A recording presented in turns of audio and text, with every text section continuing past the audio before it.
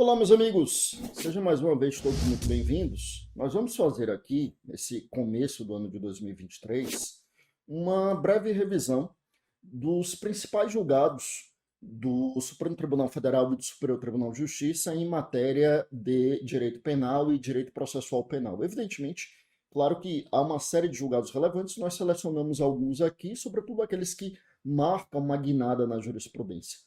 Eu quero começar me colocando inteiramente à disposição para o que eu puder ajudar. Pode entrar em contato conosco pelas próprias redes sociais, então lá no Instagram como Professor Fábio Roque, no YouTube como Fábio Roque Araújo.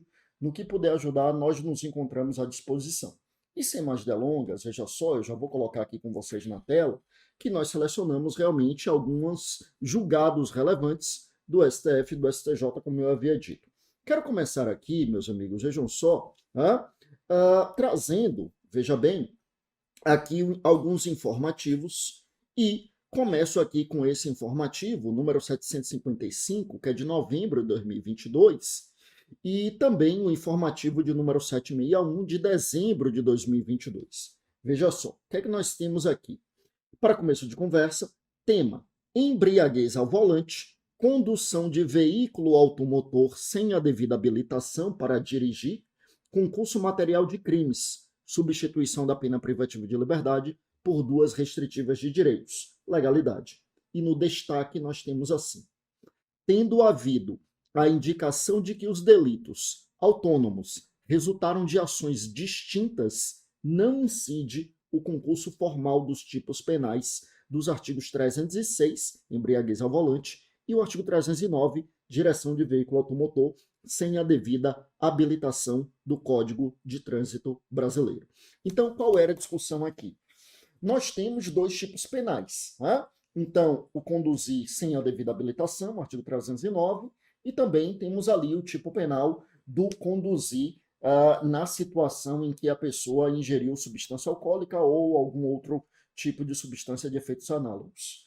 E a defesa pretendia, então, que em uma situação como essa, em que o sujeito estava conduzindo o veículo sem ter a habilitação para tanto e estava embriagado, e a defesa não questionava o fato de haver dois crimes, mas pretendia que ali se considerasse como concurso formal de crimes, ou seja, em que eu tivesse a prática dos dois crimes mediante apenas uma conduta e, portanto, houvesse ali a exasperação do artigo 70 do nosso Código Penal. Veja que o entendimento aqui da Corte foi exatamente no sentido de que aqui não há que se falar em concurso formal, mas sim em concurso material de crimes.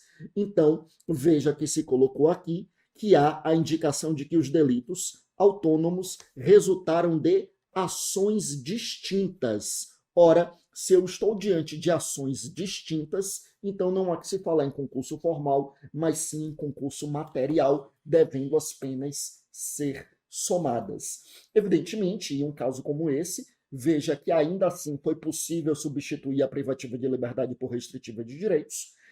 Lembrando que nos casos do Código de Trânsito Brasileiro, não é possível essa substituição quando a gente tem a pessoa que está embriagada ao volante e comete os crimes do 302, o homicídio culposo, ou provoca a lesão corporal do artigo 303, mas desde que seja uma lesão corporal de natureza grave ou gravíssima. Então, nesse caso, como era o crime do 306, ou seja, ele havia ingerido a bebida e estava dirigindo, mas ele não chegou a atropelar ninguém, a matar ninguém, enfim, a lesionar gravemente ninguém, então é possível a substituição, desde que dentro daquele limite de 4 anos para os crimes dolosos, aqui se refere ao artigo 44 do Código Penal, tá?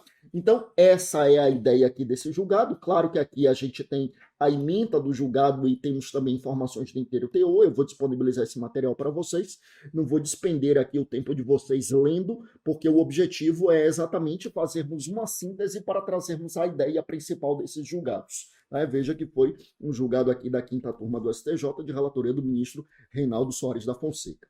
Bom, meus amigos, que mais que, ou melhor, aqui é o precedente citado, né? O julgado é de 2022. Agora que eu vi que é o precedente citado é que é de 2018. Mas o julgado, eu repito, é de novembro de 2022. Bom, aqui um caso de furto, veja só, diz assim, tema, furto, valor da res furtiva, multireincidência, atipicidade material, princípio da insignificância, não aplicabilidade. E no destaque nós temos o seguinte, veja, é inviável a aplicação do princípio da insignificância ao furto praticado quando? Ao furto praticado quando? Para além do valor da res furtiva, exceder o limite de 10% do valor do salário mínimo vigente à época dos fatos, o acusado é multireincidente, ostentando diversas condenações anteriores por crimes contra o patrimônio. Processo esse aí, né, sob segredo de justiça, relatoria do ministro Jorge Mussi, quinta turma, e julgado em 14 de novembro de 2022, publicação do Diário de Justiça Eletrônico, dia 22 de novembro de 2022, né, finalzinho do ano passado, portanto. Perceba aqui algumas coisas, né?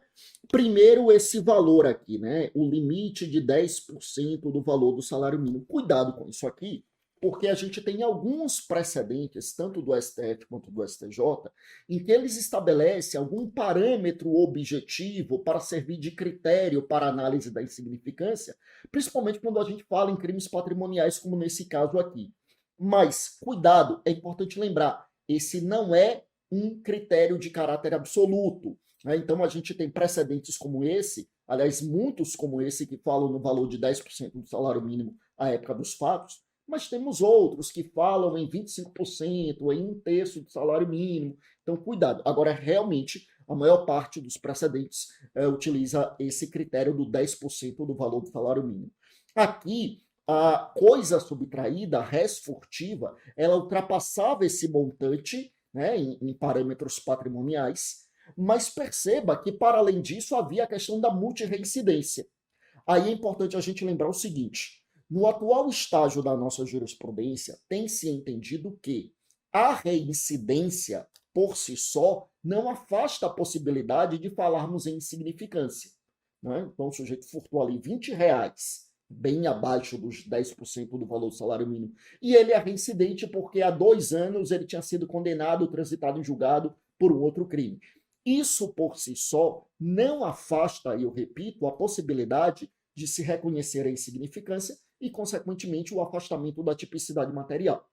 Todavia, o que se tem entendido, tanto no STF quanto no STJ, é que afasta a possibilidade de reconhecimento da insignificância, meus amigos, a habitualidade criminosa, essa reiteração, ou, como no caso, a multireincidência. Porque a habitualidade criminosa nem pressupõe multireincidência, né? Porque para que haja reincidência é necessário que tenha havido condenação transitada em julgado. A habitualidade criminosa, né, quer dizer, o sujeito furtou um pouquinho, mas está caracterizado que ele faz aquilo quase todo dia, isso já seria hábil para afastar a possibilidade de reconhecimento da insignificância, tá?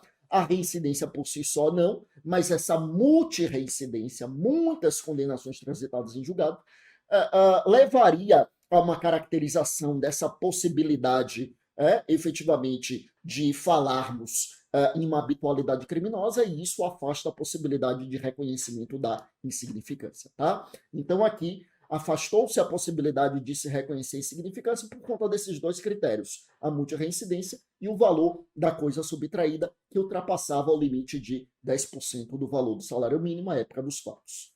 Volte comigo aqui para a tela. Então, esse é um segundo julgado aqui, como a gente viu, da quinta turma de novembro de 2022.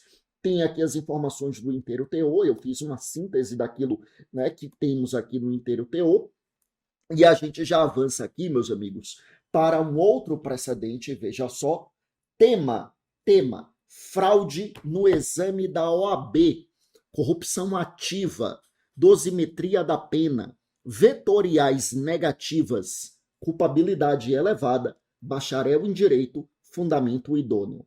E o destaque tem assim: a utilização por bacharel em direito de seus conhecimentos acerca do exame da OAB para participar de esquema de fraude a essa seleção justifica a valoração negativa da culpabilidade do agente. Ou seja, o que é isso aqui? O que é que estava sendo discutido? Tá? E eu até vou avançar aqui um pouquinho, que aí a gente vai ter informações do inteiro teor que conta aqui como é a história que eu vou citar aqui para vocês, que é o seguinte. Um sujeito, ele tinha vínculos com a OAB do estado de Goiás. E aí ele tinha algumas informações, bom, né? E aí a gente imagina, né? Já tem um bom tempo até chegar nas instâncias superiores isso. E a grande questão aqui era a seguinte: é que o juiz, ao condenar o réu na dosimetria da pena, considerou um elevado grau de culpabilidade lá nas circunstâncias judiciais. Vamos lembrar, na dosimetria da pena a gente tem 3 fases. A primeira fase a gente vai analisar as circunstâncias judiciais para a fixação da pena base. As circunstâncias judiciais estão no artigo 59, são 8 circunstâncias. A primeira delas é a culpabilidade. E a culpabilidade é um grau de maior ou menor reprovabilidade da conduta. A questão aqui é que como o sujeito ele era vinculado à OAB, ele estava nos quadros da OAB, não era apenas inscrito na OAB, mas participava efetivamente da gestão ali da seccional, então o judiciário entendeu que havia uma maior reprovabilidade na conduta e exasperou a sua pena por conta dessa culpabilidade mais acentuada. E ao chegar na instância superior, o STJ entendeu que o juiz de primeira instância agiu corretamente. Ou seja, a função exercida pelo réu ali perante a OAB poderia sim fazer com que houvesse essa exasperação da pena base por conta de uma valoração negativa da culpabilidade. Tá? Então, esse é o ponto aqui para nós. Eu já avanço aqui, veja aqui comigo, já para a gente chegar aqui um quarto tema, um quarto precedente, agora relacionado à lei de drogas. E esse é um precedente bem importante, meus amigos. Vejam só. Diz assim: tráfico de drogas, expressiva quantidade de entorpecentes, cadeia produtiva do crime, organização criminosa, envolvimento, condição de mula do tráfico, não reconhecimento, minorante do artigo 33, parágrafo 4º da Lei de Drogas, Lei 11.343 de 2006, não incidência.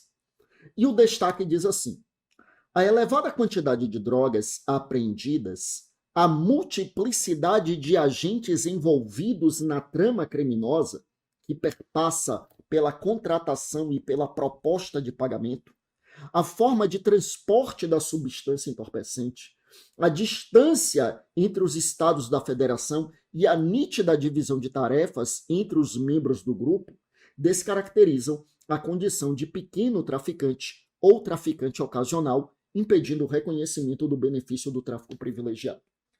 Vamos por partes, olha só.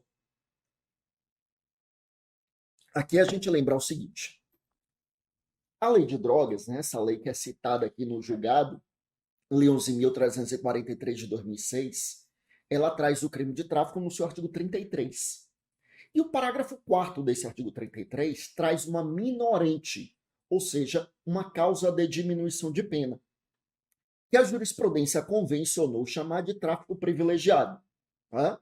Inclusive, a nossa lei deixa bastante evidenciado que não é caso de crime hediondo. Né? O tráfico é equiparado a hediondo, mas o tráfico privilegiado perde essa hediondez. Então, qual é a questão? O que é que nós temos aqui? É que para o reconhecimento desse tráfico privilegiado é necessário que estejam presentes 4 requisitos cumulativos. É necessário que estejam presentes a primariedade do réu, necessário que estejam presentes aqui os bons antecedentes, na verdade é a ausência de antecedentes criminais, mas a lei chamou de bons antecedentes. Também que o sujeito não se dedique a atividades criminosas e que ele não integre a organização criminosa.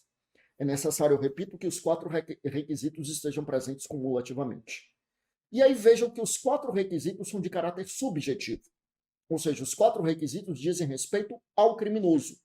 Não são requisitos de caráter objetivo, ou seja, não dizem respeito à droga, por exemplo, a quantidade da droga, a natureza da droga.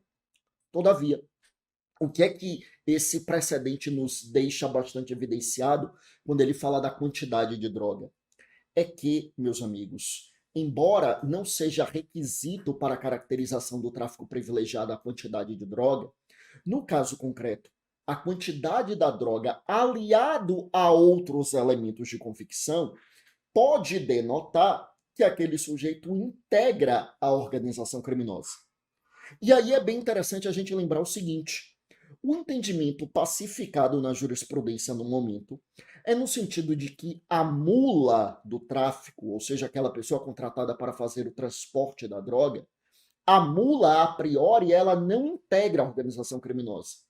A mula é alguém que não conhece as engrenagens da organização criminosa, não sabe como é que funciona, nem sabe quem são os criminosos. A mula é uma pessoa que é contactada por alguém e recebe uma proposta: eu lhe pago X para você levar a droga até determinado local.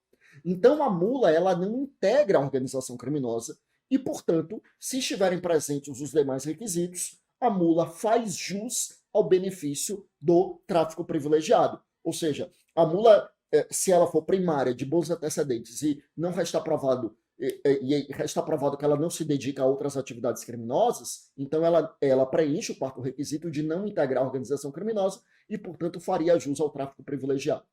A grande questão aqui, vejam só, é que, no caso concreto, a condição de mula do tráfico não foi reconhecida. Ou seja, o réu queria o reconhecimento de que era apenas mula do tráfico e, portanto, faria jus à minorante do artigo 33, parágrafo 4º, ou seja, ao tráfico privilegiado, e o judiciário entendeu que não, que aquela pessoa não era apenas mula do tráfico. E por que não? E aí, no destaque, nós temos por que não.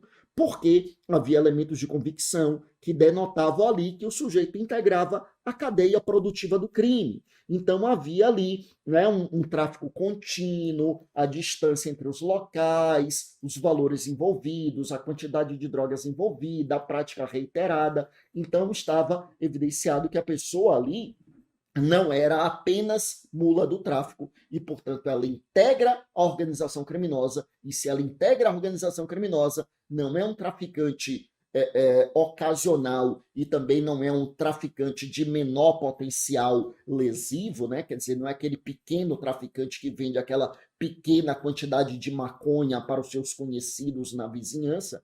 Então, meus amigos, não estando caracterizado nada disso, então o criminoso não faz jus ao benefício do artigo 33, parágrafo 4º. Ele deve ser condenado, portanto, pelo tráfico sem a minorante e, portanto, o crime equiparado a hediondo.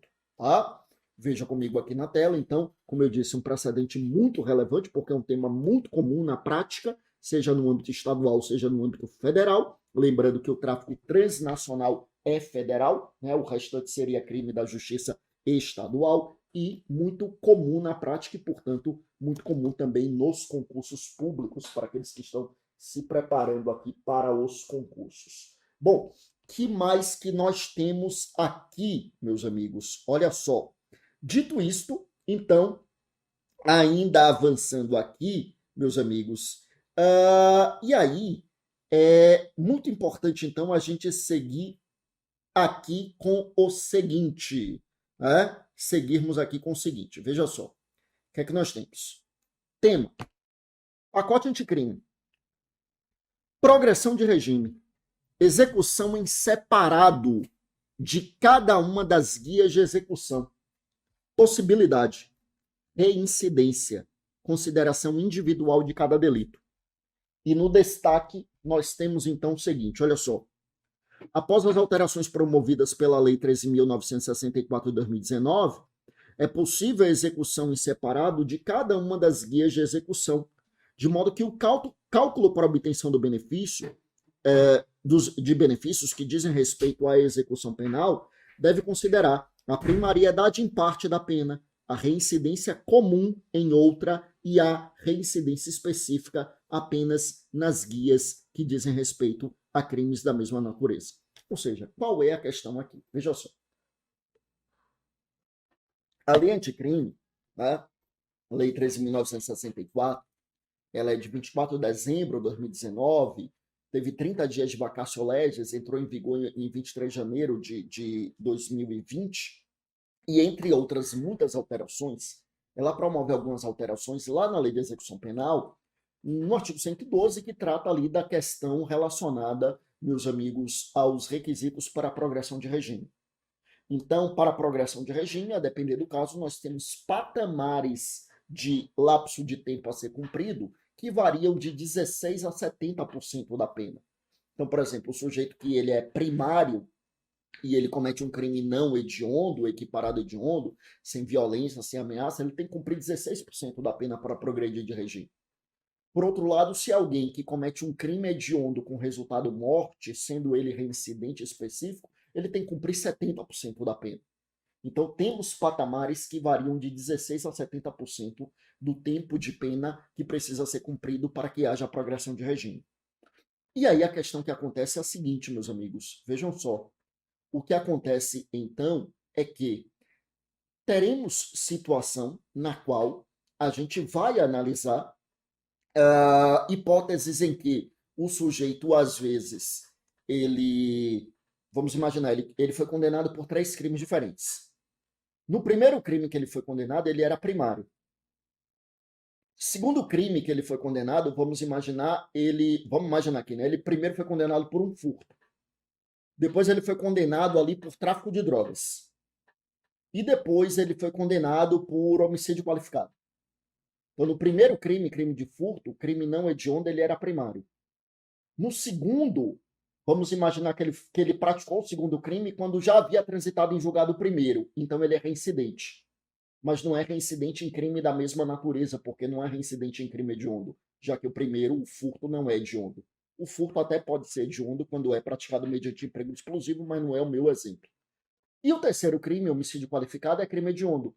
Então aí ele já é reincidente em crime específico, porque ele já havia sido condenado definitivamente por um crime equiparado a hediondo. Então eu tenho 3 condenações diferentes, a primeira em que ele era primário, a segunda em que ele era reincidente e a terceira em que ele era reincidente específico, ou seja, reincidente em crime da mesma natureza, ou seja, reincidente em crime hediondo. Tá? O que a jurisprudência está nos dizendo é que estaremos diante de uma hipótese na qual é possível termos 3 guias de execução distintas, contando 3 parâmetros diferentes para a progressão de regime. Então, no primeiro ali, o cara vai precisar cumprir 16% da primeira pena para poder progredir de regime. Mas em relação ao segundo, ele precisaria cumprir ali 40% da pena. Em relação ao terceiro, já seria 70% da pena. Então, são execuções que correm paralelamente. Claro que na execução você faz a unificação das penas e, portanto, unificação dos parâmetros para a progressão, mas a questão é que, para progredir de regime, o sujeito não vai precisar cumprir 70% das 3 penas unificadas. Ele vai precisar cumprir 16% da primeira pena, 40% da segunda pena e 70% da terceira pena. Então, esses parâmetros somados, mas é diferente, portanto, de cumprir 70% de toda a pena somada. Tá? Então, é isso que está sendo dito aqui pela nossa jurisprudência e é um precedente muito importante para essa matéria, que é a matéria execução penal. Tá bom? Vou avançar aqui, tá aí o precedente, né? Um habeas corpus. Está aqui questões relacionadas a informações do inteiro teor, e eu já avanço aqui, né, já que, como eu disse, não vou ficar lendo aqui, depois vou disponibilizar esse material, mas não vou ficar lendo porque realmente o objetivo aqui é exatamente, né, fazermos uma síntese de forma didática daquilo que está sendo trazido nesses precedentes. Bom, agora aqui, olha só, tema, dosimetria da pena. Atenuante, confissão qualificada, pluralidade de qualificadoras, deslocamento de uma qualificadora para a segunda fase da dosimetria da pena. Agravante, compensação integral. Possibilidade, circunstâncias igualmente preponderantes.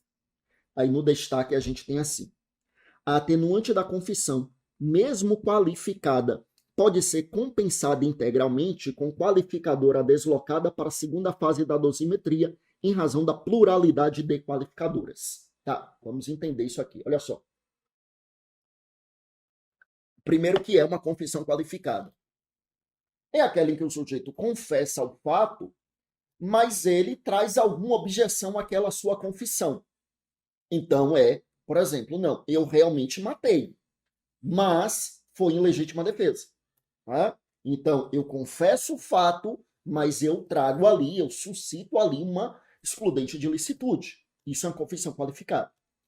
Vamos imaginar que se entendeu, os jurados ali no Conselho de Sentença entenderam nesse meu exemplo, porque no meu exemplo era crime doloso contra a vida, né? Vamos imaginar que não se reconheceu a legítima defesa e o sujeito foi condenado ali pelo crime de homicídio. Então considera-se ali a confissão dele, tá? Porque ele havia confessado o fato. E a confissão é uma circunstância atenuante, prevista lá no artigo 65 do Código Penal.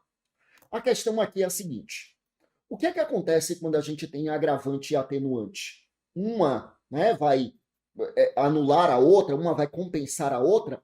Não necessariamente. Por quê? Quem nos diz qual é a resposta para essa questão é o artigo 67 do Código.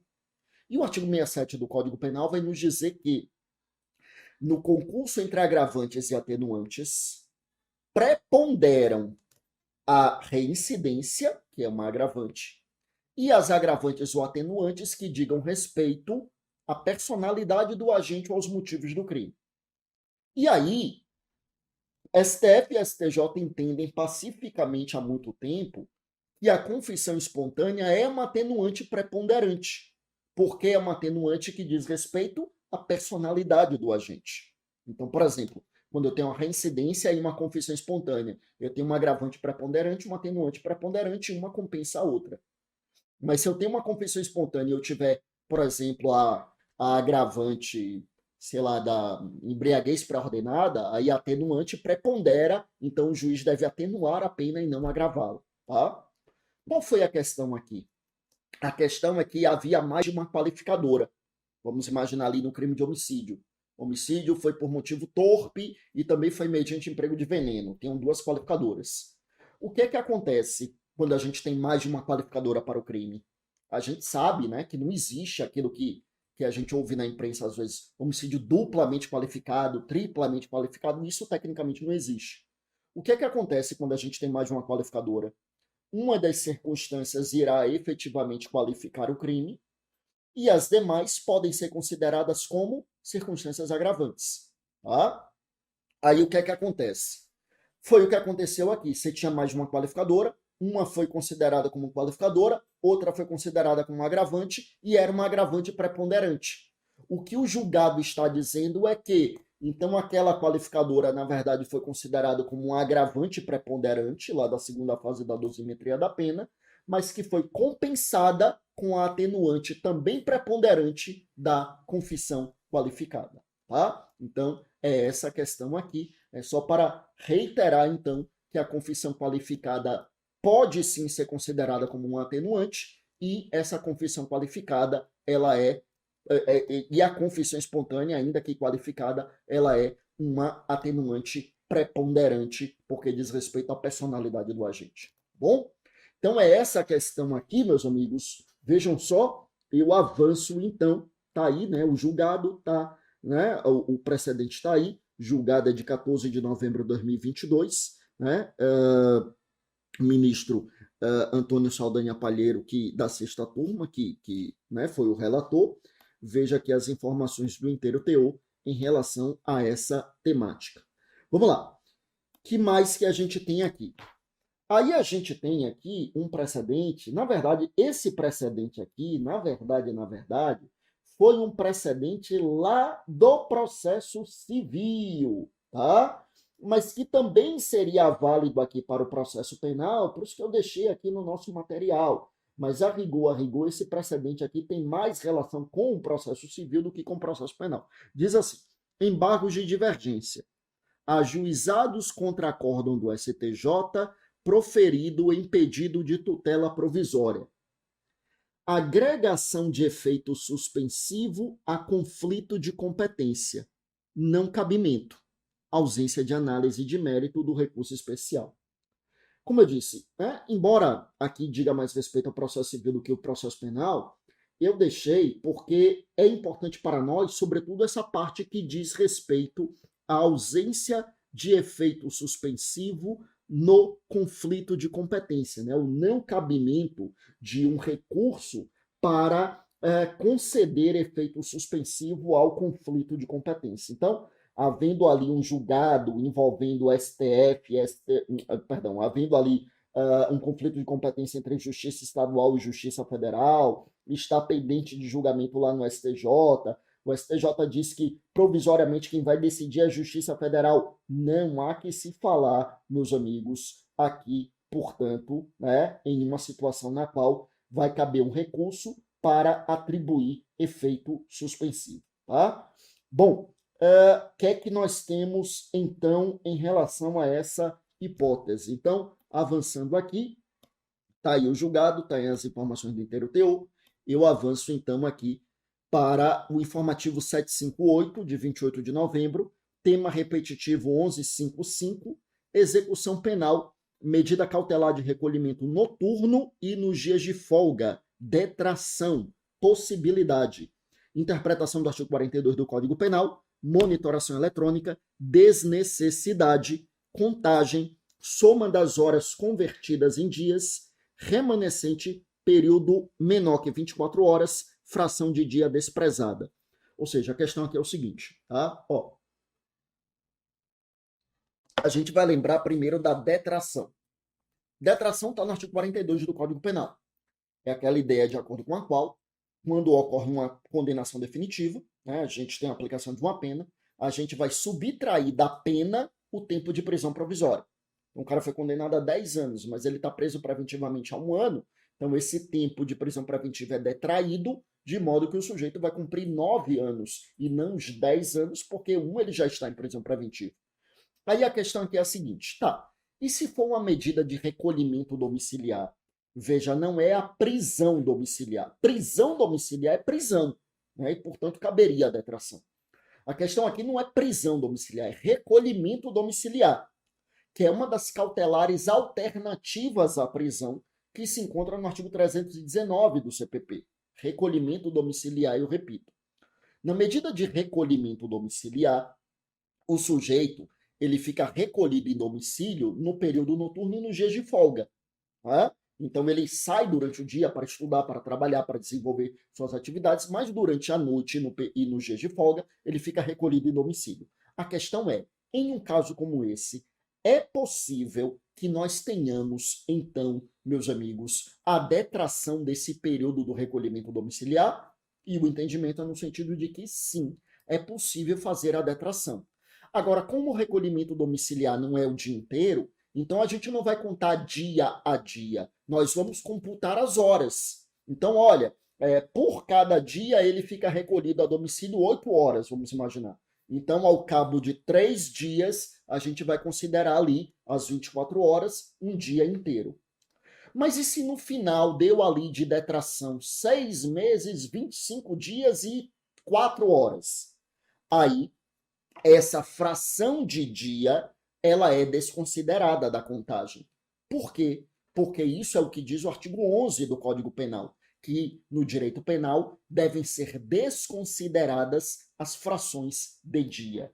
Então, eu repito, o recolhimento domiciliar, o período que o sujeito fica com a medida cautelar alternativa do recolhimento domiciliar, deve ser computado para que haja detração, de modo que o sujeito ficou no recolhimento domiciliar, aquele período de recolhimento domiciliar deve ser abatido do tempo de prisão definitiva daquele sujeito, computando as horas, e as frações de horas devem ser desconsideradas nos termos do artigo 10, do artigo 11 do nosso Código Penal. Tudo bem?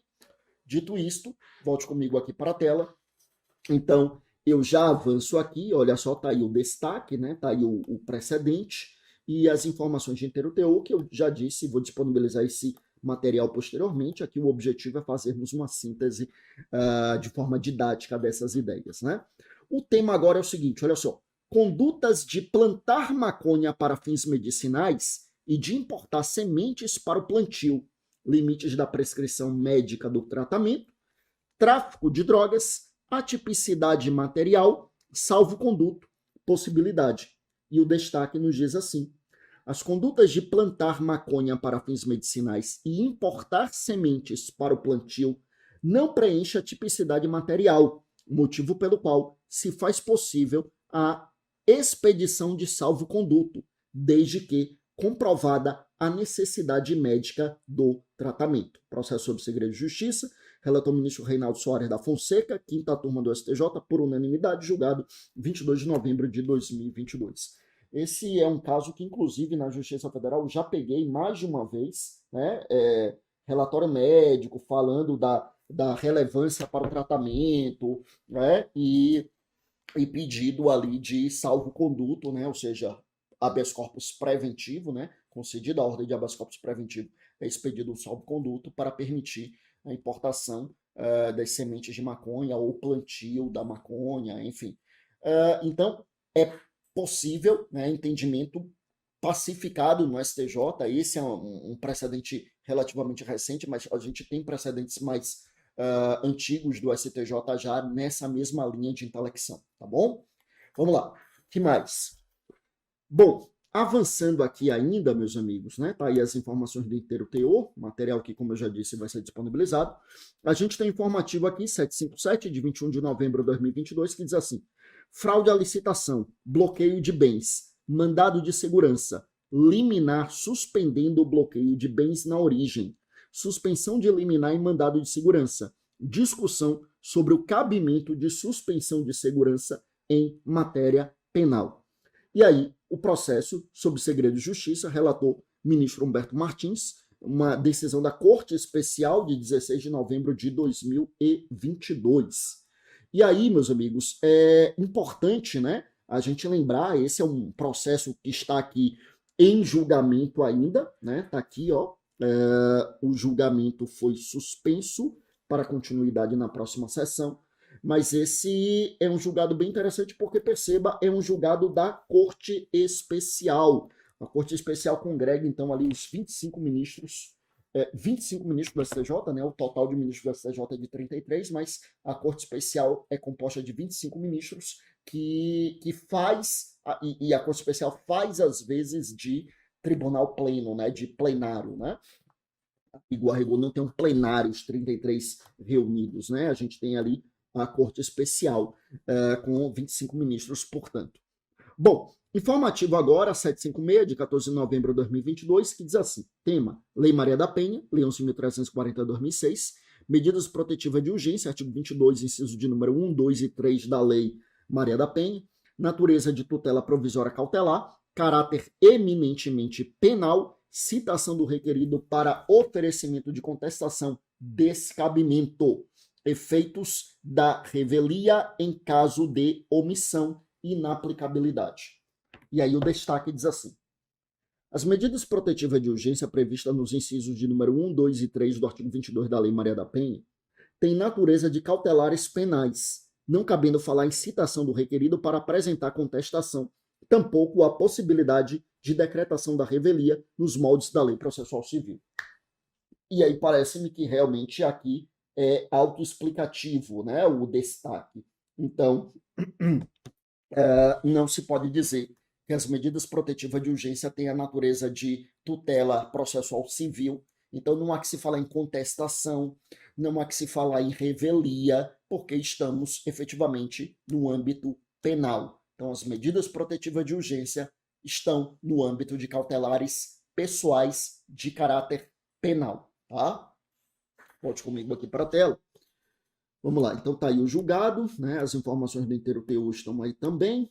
A gente avança então para o próximo julgado, informativo 755, de 7 de novembro de 2022, execução, depósito judicial efetuado a título de garantia do juízo ou decorrente da penhora de ativos financeiros, consectários da mora, efeito liberatório, não configuração, revisão da tese 677. Né? Então vamos lá. Na execução, o depósito efetuado a título de garantia do juízo ou decorrente da penhora de ativos financeiros não isenta o devedor do pagamento dos consectários de sua mora, conforme previstos no título executivo, devendo-se, quando da efetiva entrega do dinheiro ao credor, deduzir do montante final devido o saldo da conta judicial. Aqui, né, só tangencia o processo penal, porque a gente pode falar em penhora de ativos também no âmbito do processo penal, a título de medida cautelar de caráter patrimonial, também chamada de caráter de cautelar real, né? Cautelar patrimonial, cautelar real. Mas convenhamos que aqui tem mais interesse para o processo civil do que para o processo penal propriamente dito, né? Então, é importante, tanto, inclusive aqui na ementa, né? Direito civil e processo civil, né? É mais da área civil, realmente. Bom, tá aí as informações do inteiro teor. A gente avança aqui para mais um tema, tá aí. Tema: prescrição da pretensão executória. Artigo 112, inciso de número 1 do Código Penal, termo inicial, trânsito em julgado para ambas as partes, entendimento sufragado pelo STF. Tema relevantíssimo isso aqui, né? Vamos lá. O termo inicial da contagem do prazo da prescrição da pretensão executória é o trânsito em julgado para ambas as partes. Processo sob segredo de justiça, relator, ministro Sebastião Reis Júnior, terceira sessão, por unanimidade, julgado em 26 de outubro de 2022. Veja, é da terceira sessão. Vamos lembrar, né? O STJ ele tem 6 turmas, tá? Então, a primeira, a segunda, a terceira, a quarta, a quinta e a sexta turma. Aí, cada turma tem 5 ministros, né? De modo que aí formam 30 ministros, e aí a gente tem o presidente, o vice-presidente e o corregedor, que não integram as turmas, eles apenas integram o órgão especial. As 2 primeiras turmas são turmas de direito público e se unem formando a primeira sessão. A terceira e a quarta são turmas de direito privado, formam a segunda sessão, e a quinta e a sexta se reúnem formando a terceira sessão, e aqui é a turma é a seção de direito penal, né? Então, julgado em matéria penal ou é da quinta turma, ou é da sexta turma, ou é da terceira sessão, ou é do órgão especial, que são aqueles 25 ministros aos quais eu me referi e que faz às vezes de tribunal pleno e que, portanto, meus amigos, pode decidir em tese qualquer matéria. Veja que aqui é um precedente da terceira sessão, quer dizer, são as 2 turmas de direito penal, né, unidas. E foi votação unânime, os 10 ministros, unanimemente. E é a partir de um precedente do Supremo Tribunal Federal. E é aquilo que a gente já defende em aula, em livros, há muito tempo. Né? Qual é a questão? A gente lembra que são 2 tipos de prescrição, né? Prescrição da pretensão punitiva e prescrição da pretensão executória. Aqui estamos falando da executória. Prescrição da pretensão punitiva é o prazo, né, é um prazo que o Estado tem para aplicar a pena. E prescrição da pretensão executória é um prazo que o Estado tem para executar a pena que já foi aplicada. Então, aplicou, transitou em julgado, agora tem um prazo para executar. É a prescrição da pretensão executória. E sempre defendemos, é entendimento amplamente majoritário em doutrina, que o prazo da prescrição da pretensão executória só pode começar a correr quando transita em julgado para as 2 partes. Por uma razão muito evidente. É que enquanto não transitou em julgado, não dá para executar a pena. E se não dá para começar a executar a pena, então você não pode falar em prescrição dessa pretensão de execução da pena. Todavia, a redação do artigo 112, que é uma redação dada em 2010, por uma lei lá de maio de 2010, Lei 12.234, ela dava a entender que a prescrição da pretensão executória começaria a correr a partir do trânsito em julgado para acusação, que é o que já acontece na prescrição da pretensão punitiva, retroativa e na superveniente. Mas aí a doutrina dizia, não faz sentido. Se antes do trânsito em julgado não dá para executar a pena, eu repito, então não tem como ter prescrição da pretensão executória. E aí o STF, no ano de 2022, veio e corroborou essa informação, e aí nós estamos vendo o STJ, por meio da sua terceira sessão, dizendo exatamente a mesma coisa à unanimidade. Né? Dizendo, eu repito, a mesma coisa à unanimidade. Tá bom? Então, muito importante que nós tenhamos isso aqui em mente, meus amigos. Então, efetivamente, estamos diante de uma hipótese em que a gente não tem como falar no começo do cômputo da prescrição da pretensão executória, senão depois do trânsito julgado para acusação e para defesa. E só para a gente fechar essa nossa breve revisão, Veja, eu vou trazer aqui o último precedente, que é esse aqui, olha só, está aqui embaixo, tema é reincidência, porte de drogas para consumo próprio e reincidência, recurso em habeas corpus número 178.512 de São Paulo, né, jurisprudência do STF, e o STF entendeu o seguinte, olha só, o primeiro parágrafo já resume tudo, viola o princípio da proporcionalidade, a consideração de condenação anterior pelo delito do artigo 28 da Lei de Drogas, porte de droga para consumo pessoal, para fins de reincidência. Então, para o STF, meus amigos, veja, se o sujeito foi condenado pelo crime do artigo 28, porte de droga para consumo pessoal, depois ele vem a cometer um outro crime, ele não é considerado reincidente. A condenação, então, é pelo artigo 28 da Lei de Drogas, porte de droga para consumo pessoal, não é computada para fins de reincidência, porque isso violaria o princípio da proporcionalidade, tá bom? É isso, meus amigos. Eu encerro por aqui. O objetivo foi trazermos aqui esses, né, precedentes muito relevantes da jurisprudência recente do STF e do STJ.